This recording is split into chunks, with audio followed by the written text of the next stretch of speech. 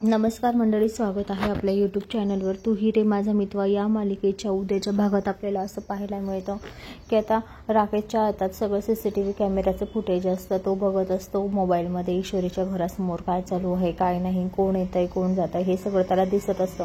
तेवढंच आता ईश्वरीचे बाबा तिथे आलेले असतात. तर राकेश म्हणतो, आता माझे सासरे बुवा आलेले आहे, त्यांच्या कानावर आता टाकावं लागेल मी सिंदूरचा आणि माझ्या लग्नाविषयी, म्हणजे लवकरच माझी इंदोरी जिलेबी आता माझी होणार, असं तो म्हणत असतो आणि पाहत असतो त्या फोटोकडे.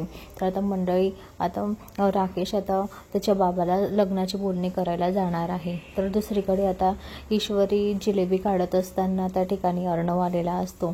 तेव्हा आता ईश्वरी म्हणते, या ना सर, काय म्हणतात, बोला ना, या.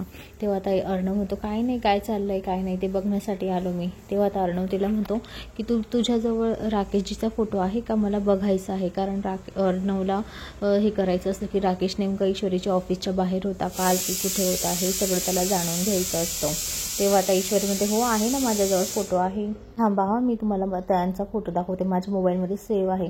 तेव्हा ती जाते तर ती म्हणते, अहो पण माझे ना हात भरलेले आहे, त्याच्यामुळे मी तुम्हाला फोटो दाखवू नाही शकत, आता नंतर दाखवते.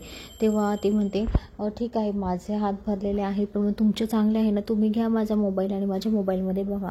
तेव्हा आता अर्णव तिचा मोबाईल हातामध्ये घेतो आणि बघतो तर काय, तो सगळे फोटो बघत असतो. तर त्याला आता राकेश म्हणजे राजेश आहे हे समजलेलं असतं ते फोटो बघून, म्हणजे राकेश इथेच होता. आता हे राकेशचं सत्य आता अर्णव समोर आलेलं असतं.